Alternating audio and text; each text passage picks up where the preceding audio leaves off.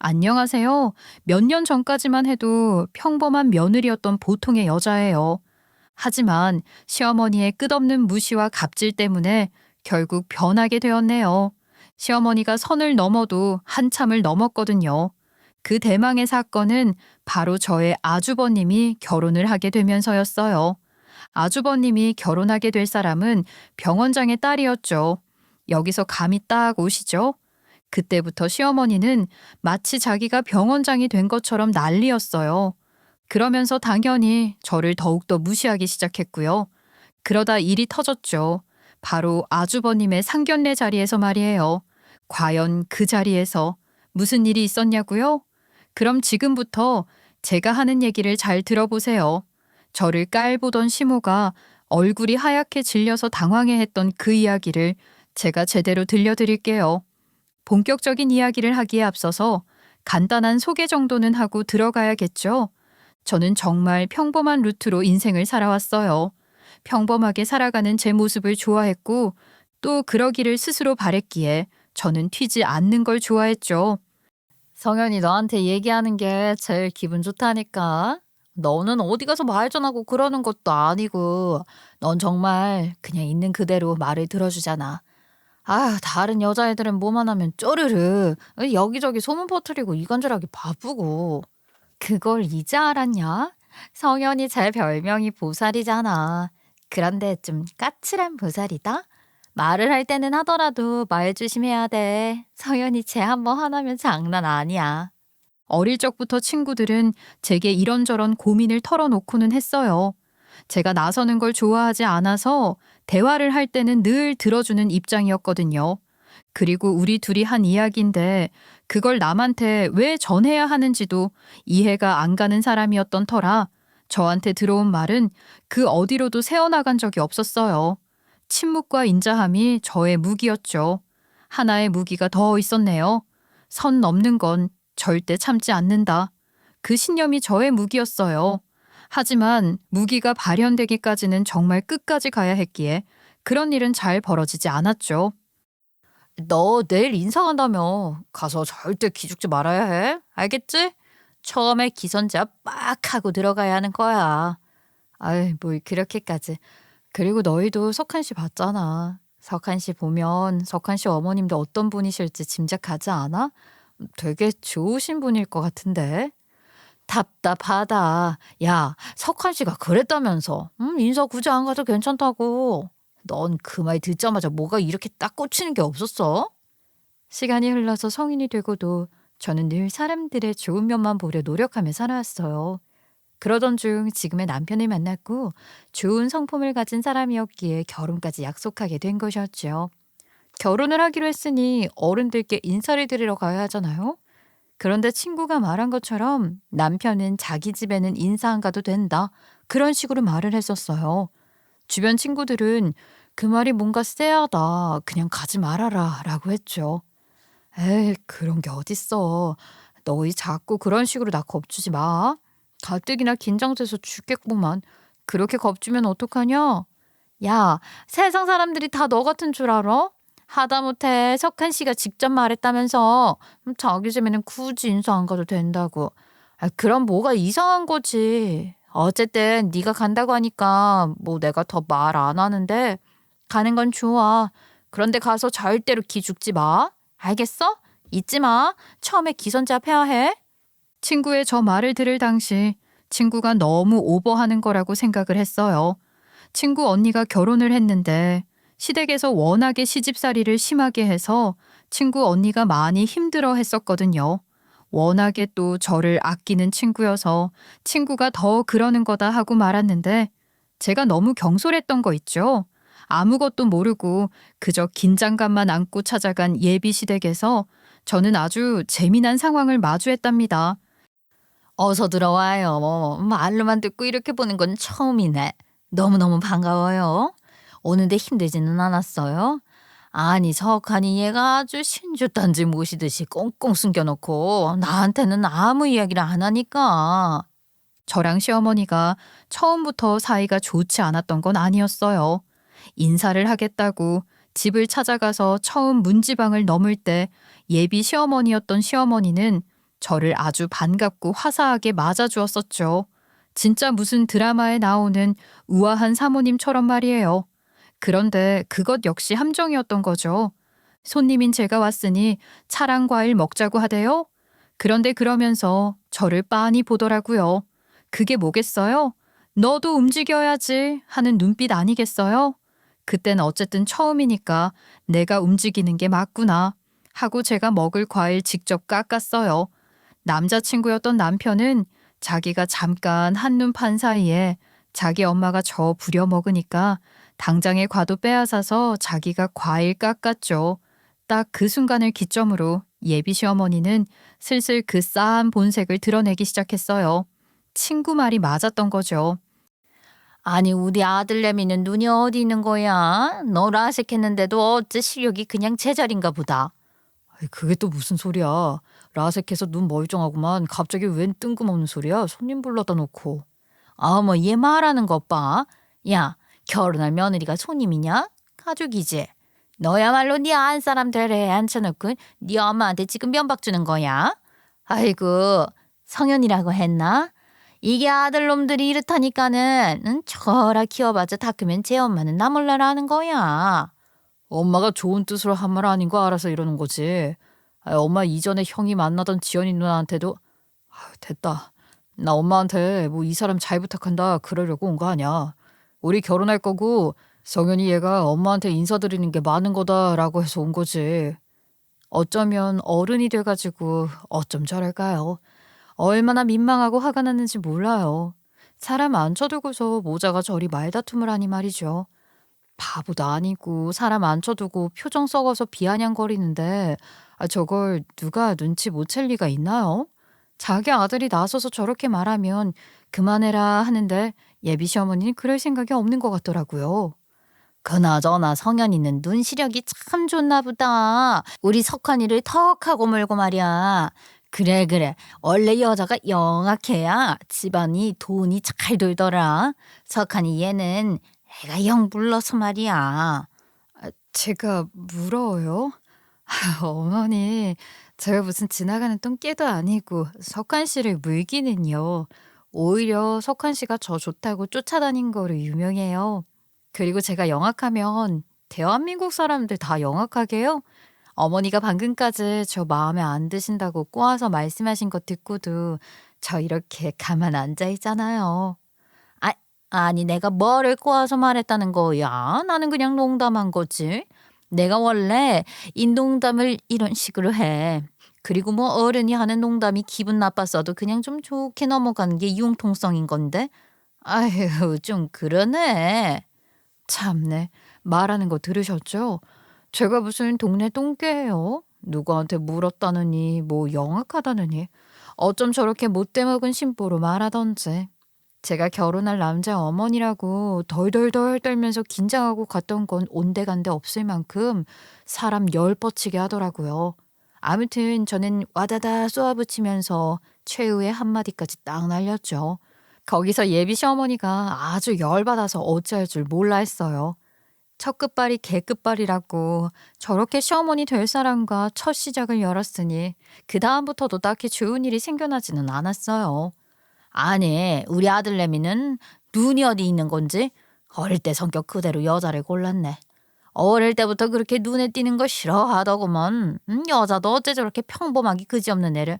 아휴, 어머니 또 그러실 거예요? 그럼 저희 갈게요. 저 어머니한테 이런 소리 들으려고 이 사람이랑 결혼한 거 아니에요. 아이고 급이 떨어지는 년이 남편 잘 만나서 고개 빳빳이 들기는. 어머니, 지금 뭐라고 하셨어요? 급 떨어지는 년이요?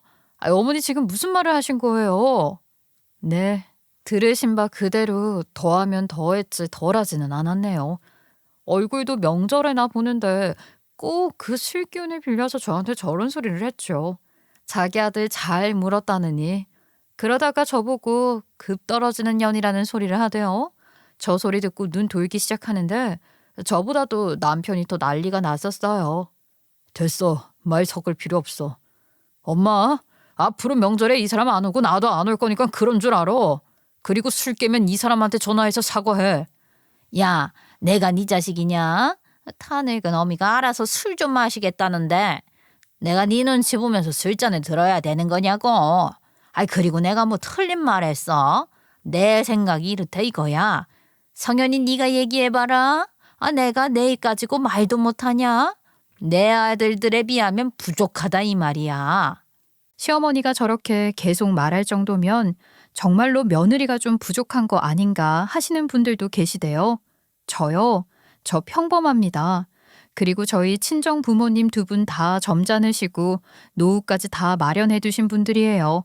저도 제 앞가림 다 했고요. 시댁이요? 솔직히 시어머니가 제 남편이랑 자기 큰아들 잘 키웠다 했다 하는데 양심 없는 거라고 저는 생각해요. 전날 시어머니의 폭언을 시작으로 남편도 뚜껑 제대로 열려서 어릴 적 이야기까지 했죠. 내가 틀린 말 했어?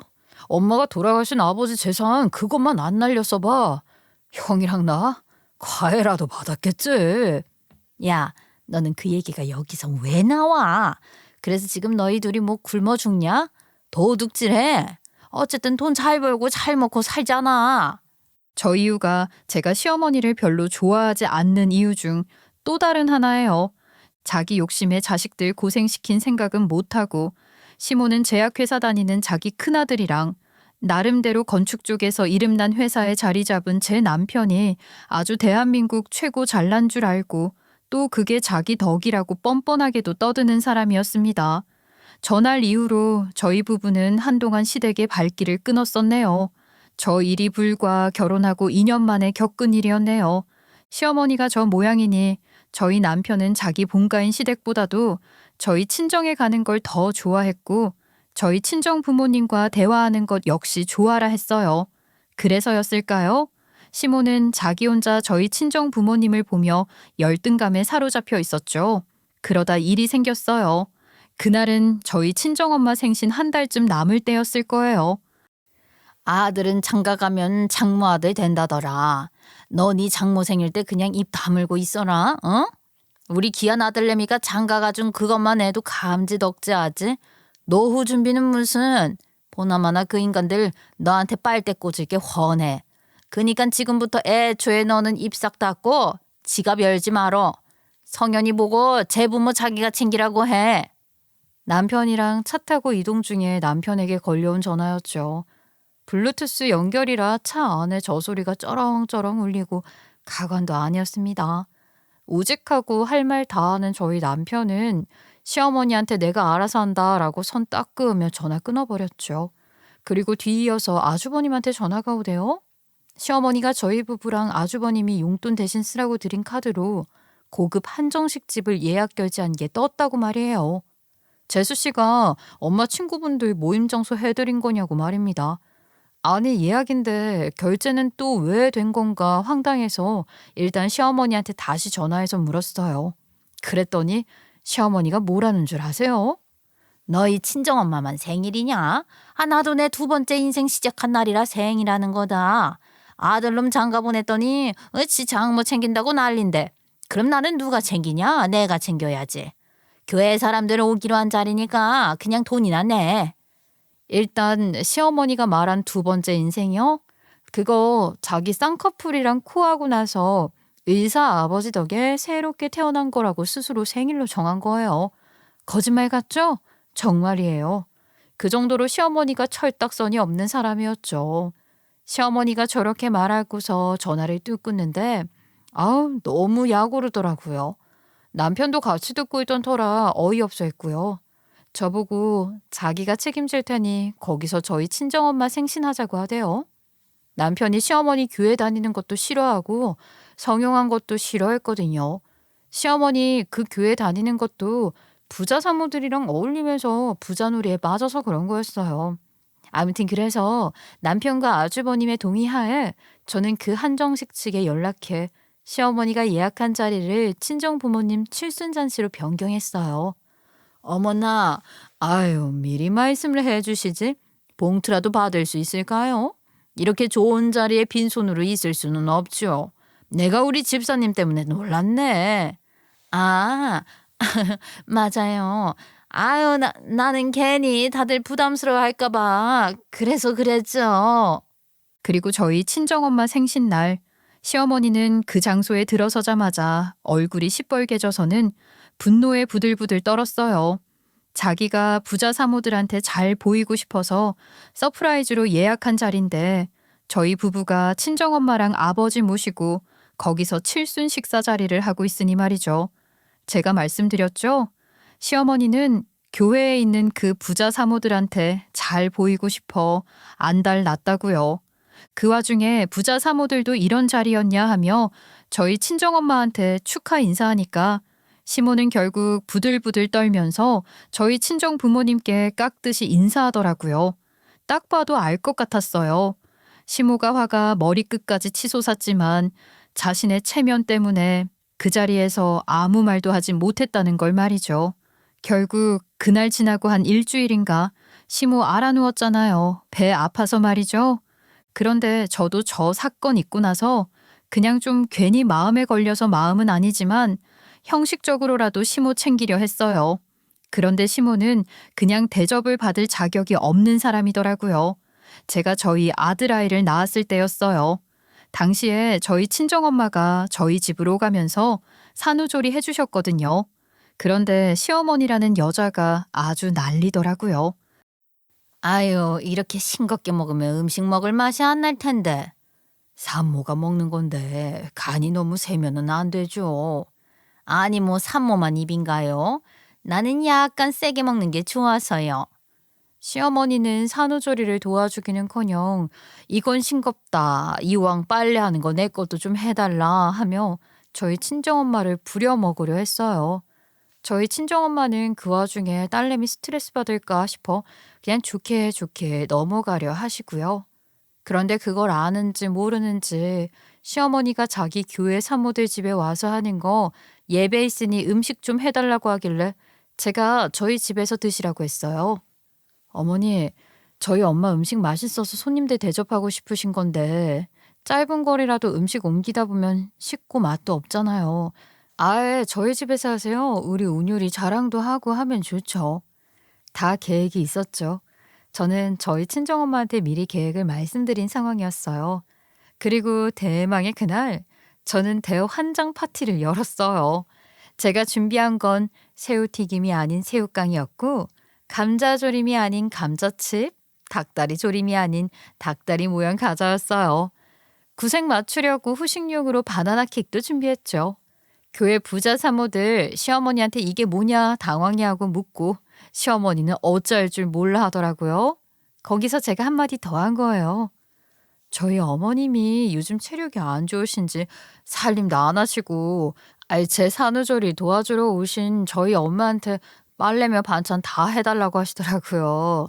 그런데 또 어머니 집에 하시면서 어머님이 신경 쓰실 것 같아서 제가 저희 집으로 모셨어요. 그런데 보시다시피 저도 몸 푼 지 얼마 안 되었고 저희 친정어머니도 저 때문에 힘드셔서요. 양해 좀 해주세요. 어때요? 아주 제대로 먹혔죠? 제가 저리 다 떠벌리니 분위기 난리 났었죠. 부자 사모들은 시어머니한테 가장 가까운 가족한테 잘해야 되는 거 아니냐 쓴소리하고 나갔어요. 아유, 집사님, 다른 아이들 봉사하러 나오지 마시고 며느님이랑 사돈 먼저 챙기시는 게 어때요? 시어머니는 자기 식구들한테는 개판으로 하면서 좋은 사람 코스프레 하려고 봉사활동 다니고 거기서 찍은 사진 자기 푸사해 놓고 뭐 그런 사람이었어요. 아무튼 그날 이후 교회에 소문이 퍼지고 그 부자 사모들 모임에서도 나가리 난 것인지 시어머니는 점점 교회를 안 나가더라고요. 그 뒤로는 뭐 저한테 질린 것인지 저희 집은 얼씬도 안 하더군요. 그렇게 시어머니는 시어머니대로 저희는 저희대로 살아갔어요. 아이가 좀 크고 난 뒤로 저는 다시 일을 하기 시작하면서 사회적으로 인정받기 시작했죠. 그거 뭐 남의 얘기 듣는 거는 지나가는 개 붙들어다가 놓고 그거 앉혀놔도 듣는 일 아니야. 그걸 가지고서 뭐를 선생님 상담가님 소리를 하는지 원. 인간들 참 멍청해. 네 안 사람은 돈도 참 쉽게 번다. 지나가는 개 붙들어둬도 되는 일이면 엄마는 왜 안 해? 가서 엄마도 한다고 해봐 그럼. 엄마, 성현이한테 말 좀 그렇게 하지 마. 어? 성현이 하는 일 자기 속 이야기 꺼내기 힘든 사람들한테 말할 수 있게 기회를 주는 일이라고. 아이고, 네, 그러겠죠. 네 어미는 어디 뭐 개만도 못하고 네 와이프는 아주 상전이지. 어휴, 저거 아들놈 아무 소용없다니까. 아, 됐어, 끊어 이놈아. 여전히 시어머니는 제가 하는 행동 하나하나를 마음에 안 들어 했죠. 지나가는 개를 앉혀놔도 되는 일이라 저는 심리 상담을 통해서 말하기 어려운 범죄 사건 피해자들의 조사 과정에 참여하는 일을 하고 있어요. 그러다 우연한 기회로 검찰에서 진행하는 한 사건을 도운 적이 있었죠. 덕분에 저는 검사들과 친분을 쌓을 수 있었고요. 그 당시의 사건이 여러모로 복잡했고 심리적 상담이 꽤나 큰 역할을 하고 있었거든요. 그렇게 사건을 해결하는 데 투입되면서 거의 반년 가까이를 정신없이 지냈었어요. 물론 그 뒤로 사건을 해결한 덕에 승진에도 좋은 점수를 받아 승진도 했고 말이죠. 그러던 중에 저희 아주버님이 결혼할 사람이 생겼다는 소식을 듣게 된 거예요. 그나저나 걱정이야. 엄마가 또 이상한 소리해서 형 앞길 막는 건 아닐지. 당신도 알고 있잖아. 우리 결혼 전에 형 만나던 여자랑 헤어진 거, 그것도 엄마 때문인 거. 나는 그래서 당신한테 고마워. 엄마 그렇게 못난 모습 보고도 당신이 잘 견뎌줬잖아. 내가 당신이랑 한평생 사는 거지 뭐 어머니랑 결혼하는 건가? 아주버님 그래도 이번엔 마음 단단히 먹으신 것 같더라. 잘하실 거야. 너무 걱정하지 말자. 저희 아주버님이랑 제 남편은 돌아가신 시아버지를 닮은 게 분명했어요. 왜냐하면 그 두 남자 모두 시어머니는 조금도 닮지 않았었거든요. 그 말뜻은 뭐겠어요? 아주 좋은 사람들이란 거죠. 아주버님의 연애사를 알 정도로 저희 부부는 결혼 전부터 아주버님과 셋이 잘 어울려 놀고 했었어요. 성품 좋은 아주버님은 저는 저의 큰오빠라 생각하고는 정말 잘 따랐죠. 그런 아주버님이 결혼할 사람이 생겼다니 너무 좋은 거예요. 그리고 저와는 다른 이유로 신이 난 사람이 있었어요. 그건 다름 아닌 시어머니였죠. 아유, 내가 우리 치석이 하나 믿기를 잘했지. 그래도 맞이는 맞이야. 뭐 하나 나를 실망시키지를 않잖아. 우리 집에 아주 귀한 손님 오겠다. 병원장 집안이 웬 말이냐. 그렇게 내가 석하니 저거 장가 보내고 속을 끓였는데. 맞아요. 아주버님이 결혼할 사람이 병원장 집안의 딸이었어요. 그러니 시어머니는 저희 부부와는 다른 이유로 아주버님의 결혼 소식에 잔뜩 신이 난 것이었죠. 그러면서 시어머니는 뭐 저를 거의 지나가는 똥개만도 못하게 취급했어요. 무시의 끝을 달렸달까요? 어머니, 저는 가만히 있었어요. 왜 또 그렇게 말씀하세요? 아이고, 제가 모를요. 우리 대단하신 심리 상담인지 뭔지 아시는 우리 둘째 며느님한테 제가 또 신기를 거슬리게 했나요? 너 이제 좀 주제 파악을 해야 하지 않겠니? 자그마치 병원장 딸이 들어오는 거야, 이 집안에. 어디서 근본도 없는 집구석이 비비기를 비벼. 뭐 저런 식일까요? 굳이 얽히고 싶지는 않았으나 아주버님이 결혼 발표하겠다고 가족 식사 자리를 마련했던 터라 시어머니를 마주했는데 거기서도 저런 말을 들은 거죠. 사람이 말을 통해야 뭘 말을 하죠. 저런 시어머니한테는 그 어떤 말도 하고 싶지가 않더군요. 시어머니가 막무가내에 막대 먹은 사람인 거라고는 인지하고 있었는데 그 선을 넘어서 어마어마한 짓을 할 거라고는 저 당시엔 생각도 못했어요. 재수 씨, 어디쯤이에요? 석환이는 운전 중이라 전화 받기 힘들 것 같아서 재수 씨한테 했어요. 사건의 시작은 이러했어요. 시어머니가 상견례 날이라고 알려주길래 해당 날짜를 상견례 날짜로 알고 있었던 어느 날이었죠. 남편과 이동 중인데 아주버님이 저한테 전화를 해오더라고요. 오늘 오실 때 너무 긴장하지 마시고 마음 편하게 오시라고요. 오늘요? 오늘 무슨 아주버님 지금 뭐를 말씀하시는 것인지 잘 모르겠어서요. 예? 상견례요. 오늘 저녁이잖아요. 재수 씨 오늘 오실 때 마음 편하게 오라고 하는 아주버님의 말을 듣고 이건 무슨 소린가 싶었어요. 처음에는 무슨 말을 하는지도 아예 이해를 못했죠. 이야기를 듣다 보니 시모가 저희 부부한테 거짓말을 한 거였더라고요. 엄밀히 말하면 저를요. 저한테 일부러 날짜 속여서 말한 거였죠. 그걸 듣고 가만히 있어요. 저랑 남편 둘 다 아주버님한테 들은 그 상견례 시간에 맞춰서 시어머니한테 티 일절 안 내고 갔어요. 솔직히 시어머니 생각하면 어디 뭐 광대 옷이라도 입고 가서 개망신 주고 싶은데 아주버님 일이니까 화꾹 참고 일부러 단정한 검정 원피스를 입고 상견례 자리에 갔죠. 당연히 시어머니는 그 자리에 들어서는 저희 부부를 보자마자 얼굴이 사색되어 버렸고요. 그러고는 얼굴을 잔뜩 찡그리며 급도 안 되는 년이 어디라고 오냐? 라고 소리를 치더라고요. 네가 여기를 어디라고 와? 끝도 안 되는 년이 여기를 어딜 들어오냐고 지금. 석한이 너는 네 안사람 말이면 다 듣냐? 응?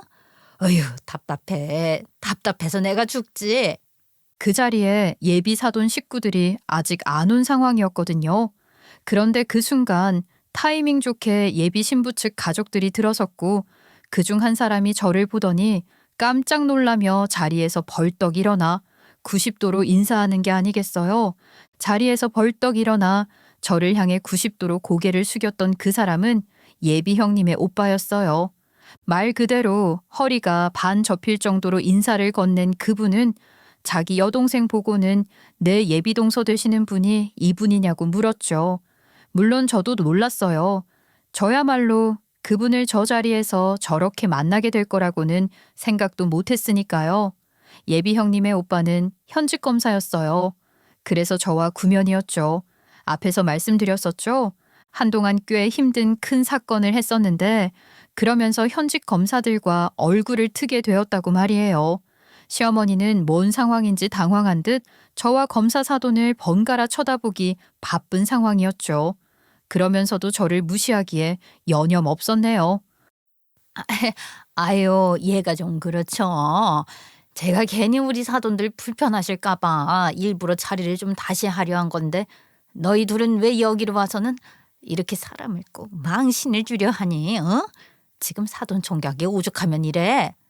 저야말로 지금 사도르께서 무슨 말씀을 하시는 것인지 이해가 잘 되지 않는걸요.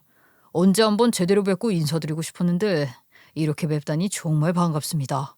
시어머니가 혼자 자기 망상에 빠져서는 저희 부부 아니죠. 저를 무슨 정신 이상한 사람으로 몰아가면서 나가라고 하고 있었어요. 시모가 저를 못 잡아먹어서 안달이니 예비 사돈댁 식구들은 시모를 보며 눈살을 찌푸렸죠. 제 팔뚝이 떨어져 나갈 정도로 꽉 쥐어잡고 저를 끌고 나가려는 시어머니 손을 되려 제가 꽉 부여잡으며 조용히 일어나 말했어요. 눈에 아주 살기 가득 띈 채 말이죠. 어머니, 지금 저랑 어머니 둘 중에 누가 더 아주버님 결혼에 방해가 되는 것 같으세요? 이게 지금 뭐라고 하는 거야? 너 이거 안 놔? 아주 손을 부셔라 부셔. 어? 부시라고. 제가 잡아먹을 듯 눈을 뜨고 저리 말하니까 당연히 시어머니는 난리 났었어요. 사돈들 사람들이 눈앞에 있는 건 잊은 것인지 저한테 싸가지 없다느니 뭐 한다느니 그러면서 나중에는 악을 쓰다 못해 자기 진심을 이야기하더군요. 자기 큰아들 혼사가 중요했던 게 아니라 자기 욕심이 더 중요하다는 걸 이실직고 했달까요? 이거 지금 시애미 손 뒤집어 꺾으려 하는 거 좀 봐봐. 이게 무슨 집안 망신이냐? 어? 너 때문에 이 결혼 끝나면 어쩔 거야? 네가 책임질 거야? 내가 병원장 집안 딸내미 며느리 얻는다고 그 명목으로 지금 뭘 하고 있는데? 뭐야, 엄마 또 무슨 짓을 하고 다닌 건데? 형 결혼하는 거랑 엄마가 무슨 상관이라고 일을 또 벌린 거냐고? 무슨 짓? 야, 너는 네 엄마가 하는 일이 짓이냐? 나 있는 소리 가지고 그 사람들 영업실적 쌓아주려고 한 거야. 듣자 하니 기가 차더군요. 내 며느리 될 애가 병원장 딸인데 걔가 우리 아들이라면 껌뻑 죽는다 라고 말하면서 마치 그 결혼해서 자기가 우위에 있다는 거로 얘기하면서 자기 말 한마디면 예비사돈이 계약 웬만하면 다 해준다 했다. 그런 식으로 시어머니는 교회에다 유언비어를 퍼뜨리고 다닌 거였어요. 그렇게 자기 며느리 될 사람이 병원장 집딸이다 하면서 교회에서 알고 지냈던 제약회사 영업사원들한테 로비처럼 돈을 받아냈더군요.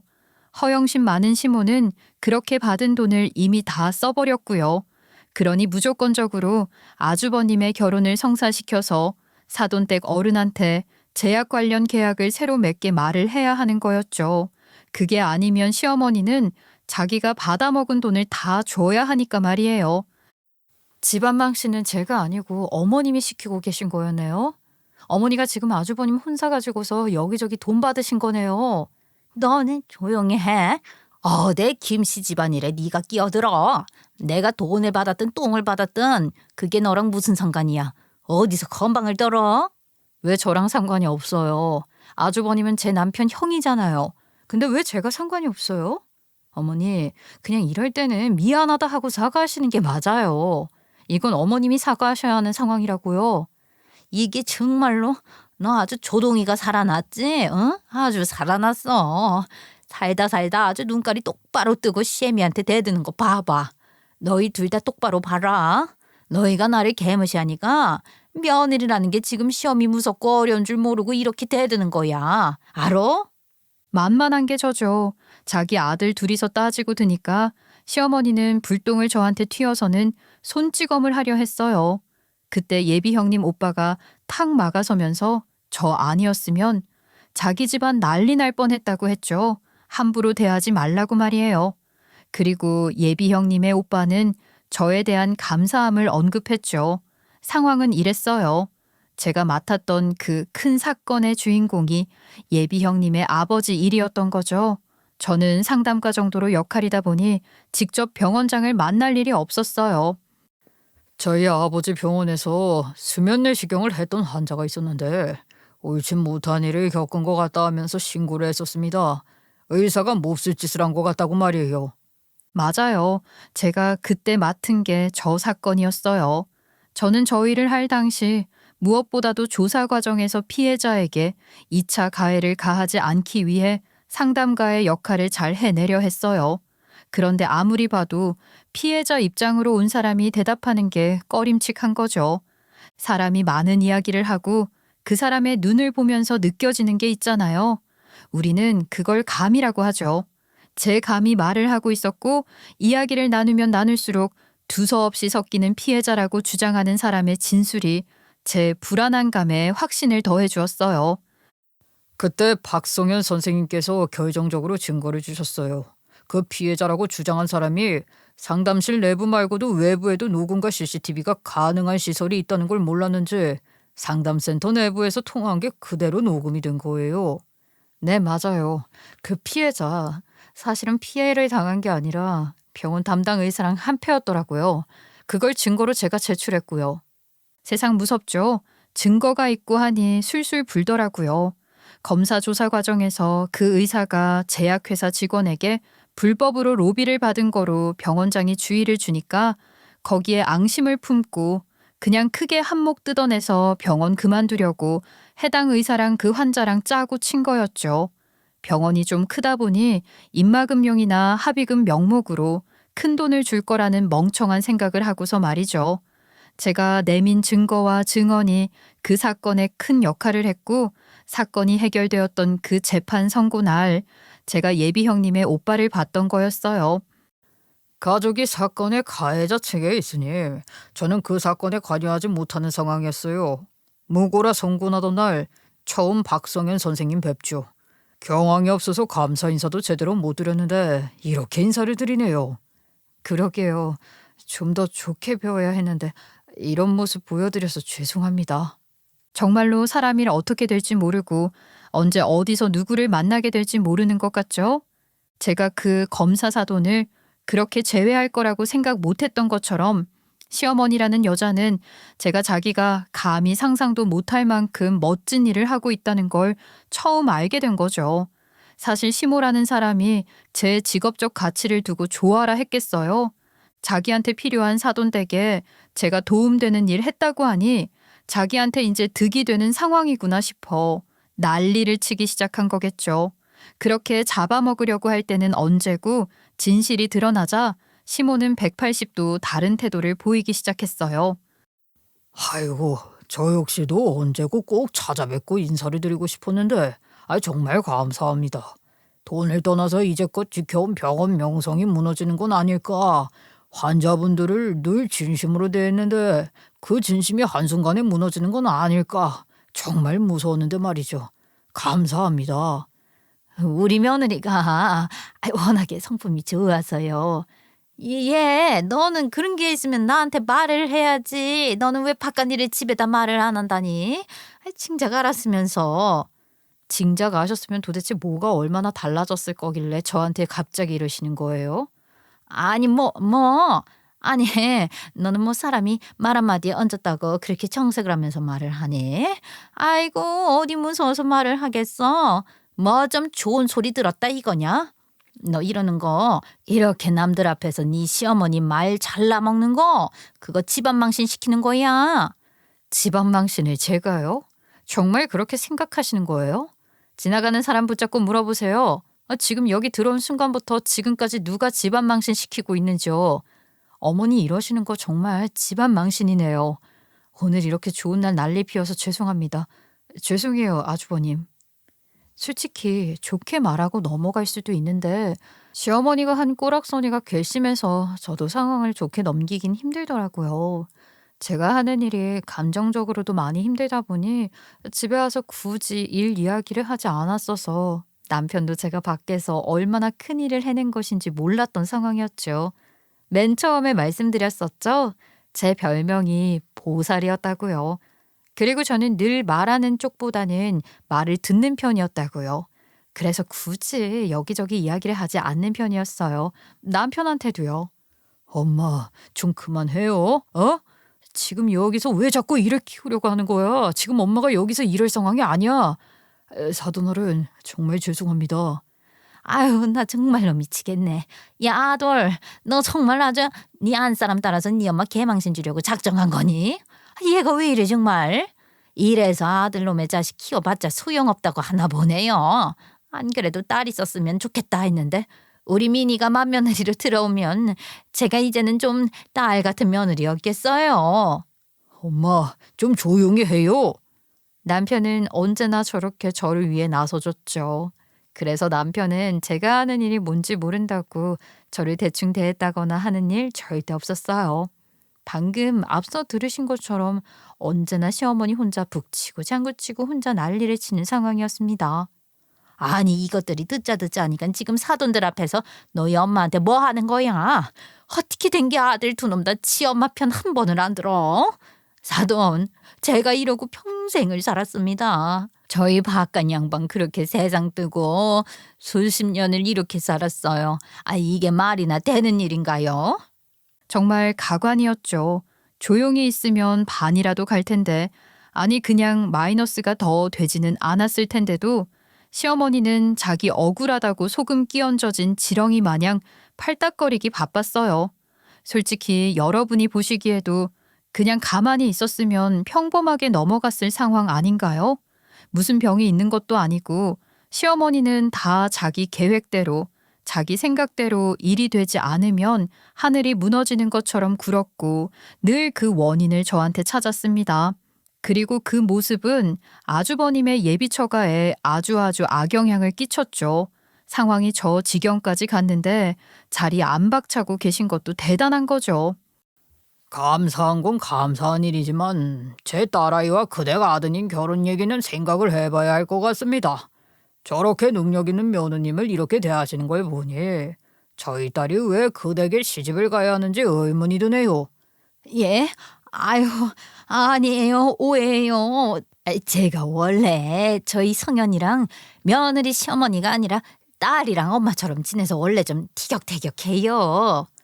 딸 같은 며느리한테 이념저념 찾고 그렇게 소리 지르신 거면 며느리로 대하실 때는 어떠실지 상상도 하기 싫네요.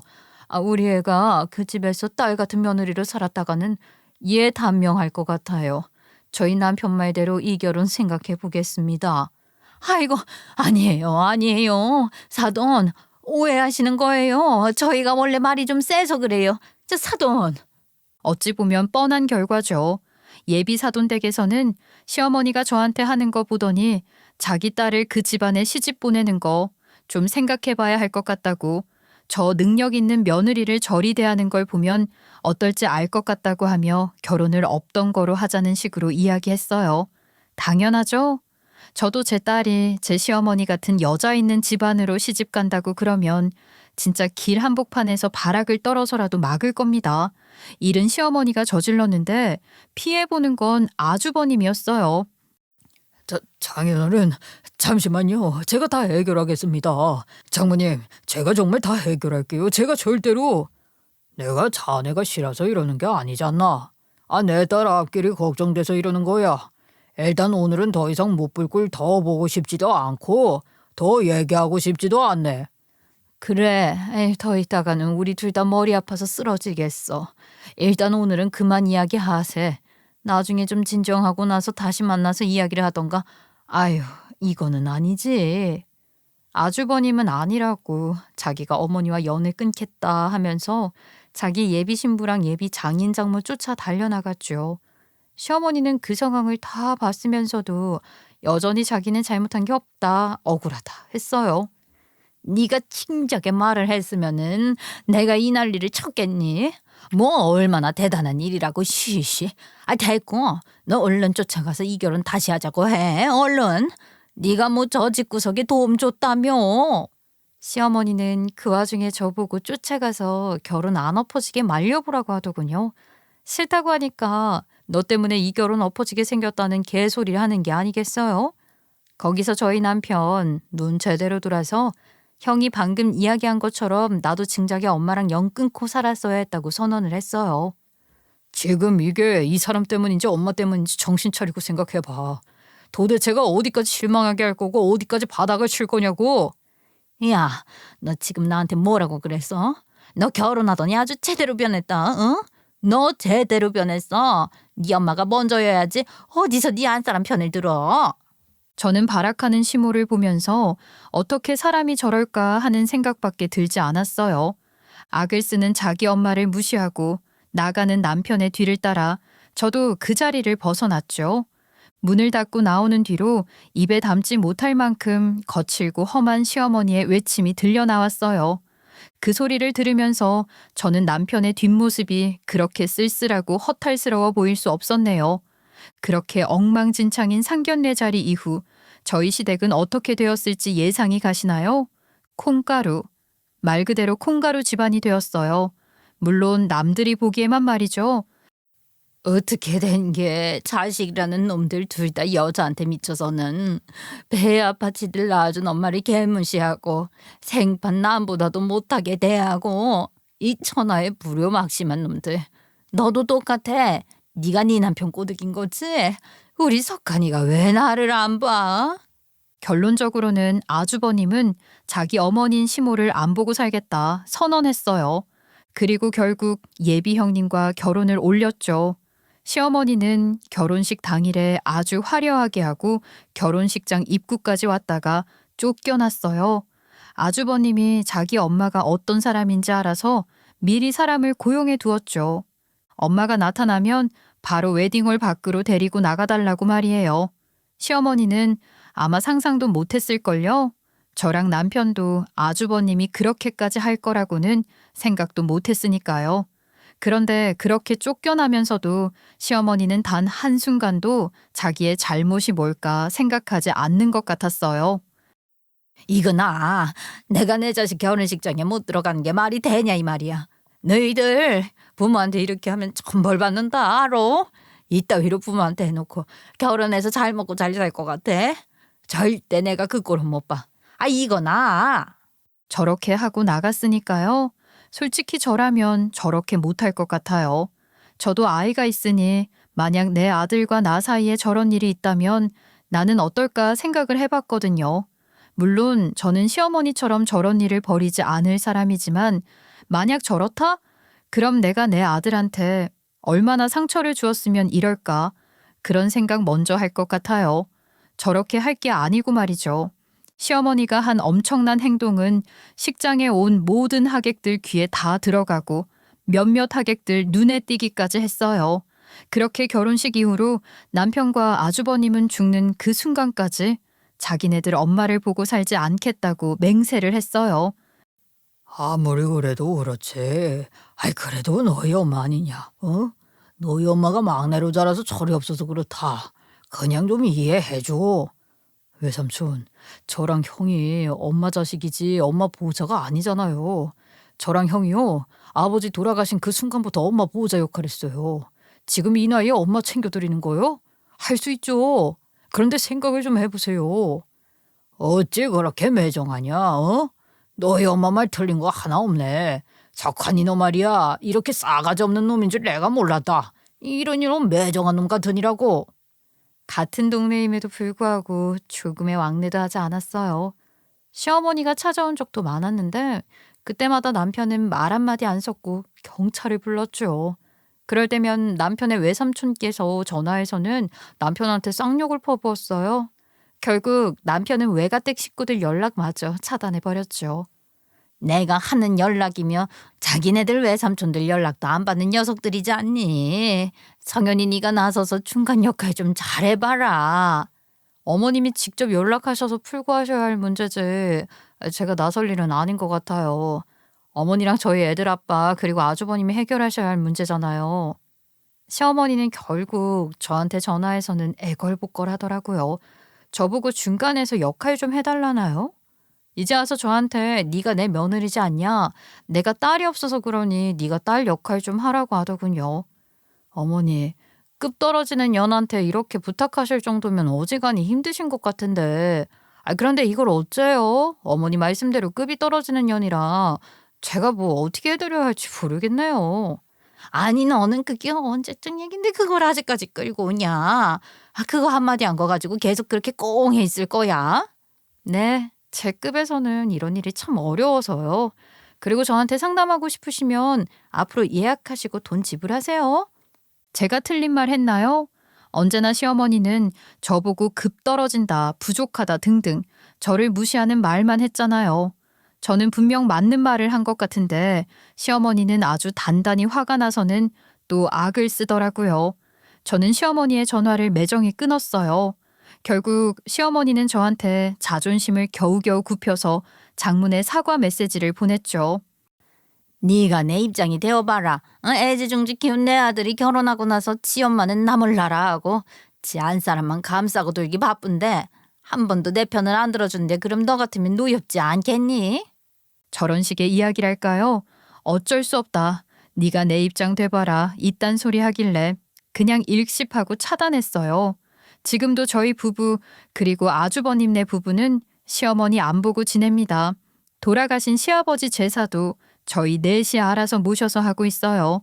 마음 약한 아주버님은 시어머니랑 직접 연락은 안 해도 외삼촌과 이모님들을 통해서 시어머니 소식을 듣고 있었죠. 그런데 듣자 하니 시어머니는 여전히 그렇게 지내더라고요. 나도 어지간하면 그래도 내 동생이니까 안고 가려 했는데 그거 나이 먹고도 철딱서니가 안 들어도 너무 안 들었잖아. 아니 어떻게 된 게 하다 지 친조카 가게에서 돈에 손을 대냐. 시어머니는 남편과 아주버님이 연을 끊은 뒤로도 허영심을 줄이지 않고 생활을 하셨어요.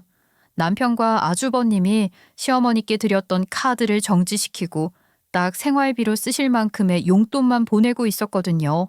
그런데 시어머니는 그게 부족한 거죠. 카드를 못 쓰니까 이제 여기저기 돈 빌려서 쓴 건데 거기서도 돈을 갚으라고 닥달을 해대니까 시이모님 자녀가 운영하는 가게에서 카운터를 보시겠다고 한 거예요. 아니 세상 살다 창피한 걸 몰라도 그렇게 모른다니. 아이고 그러면서 자기는 죽어도 아니라고 한국말 잘 못하는 우리 베트남 직원 걔한테 누명을 홀딱 씌워서는 말이야. 네 사촌 누나가 CCTV 안 돌려봤어 써봐. 정말 대단하죠. 시어머니는 카운터에서 돈에 손을 대놓고는 궁지에 몰리자 일부러 한국말이 서툰 외국인 직원분한테 누명을 씌우려 했던 거예요. 그런데 자기 이모가 어떤 사람인지 아는 그 조카가 CCTV를 기어코 다 돌려본 거죠. 자식들이 뒤에서 뒤치다꺼리 하는 걸 아는지 모르는지 시어머니는 그 외에도 시외 삼촌 댁에 가서 돈 좀 달라고 생떼를 부린다거나 둘째 시이모님 댁에 가서 언니 명품 가방을 싹 쓸어 나오질 않나 정말 별의별 행동을 다 했습니다. 나는 이제 모르겠다. 솔직히 말해서 이제는 그냥 경찰에라도 신고해서 확 구속시켜놔야 하나 싶어. 도대체 어디서 어떤 사고를 칠지 모르니 사람이 불안해서 살겠냐? 네 외숙모도 나보고 한 번만 더 네 엄마가 집 드나들면 그때는 황혼이혼 난다고 당장 갈라설 거라고 난리야. 결국 나중에 가서는 시어머니 형제분들 중에 몇몇 분들은 시어머니의 철없음에 지쳐 형제 간에 연 끊자고 하셨다 하더라고요. 도대체가 저희 시어머니는 언제쯤 철이 들까요? 나는 우리 엄마 보면서 아버지가 일부러 엄마 저런 모습 보이게 두신 건가 싶어. 나랑 형한테 절대로 엄마처럼 되지 말라고 본보기 보여주시려고 하신 건가 하고 말이야. 내가 그렇게 큰 걸 바라는 거야? 남편의 저 말을 듣고 저는 한참 동안 정말 많은 생각을 했어요. 여러분도 그런 생각이 드셨나요? 남편의 저 말처럼 저는 철없고 이기적인 시어머니를 보면서 늘 스스로를 돌아보고 있어요. 나는 내 아이에게 그런 엄마가 되지 말아야지 하면서 말이죠. 사람 쉽게 바뀌는 거 아니고 사람 내 뜻대로 되는 거 아니다. 그냥 그렇게 생각해. 무슨 일이 나한테 벌어지는 거는 나한테 그 일이 벌어질 만한 일이 있고 뜻이 있는 거라고. 그렇게 생각해야지. 그래야 너희가 덜 힘들지. 김서방 말이야. 나한테 전화해서는 그렇게 울더라. 그 곰 같은 녀석이 술 잔뜩 취해서 이야기하는데 그러기까지 얼마나 소를 끓였겠냐.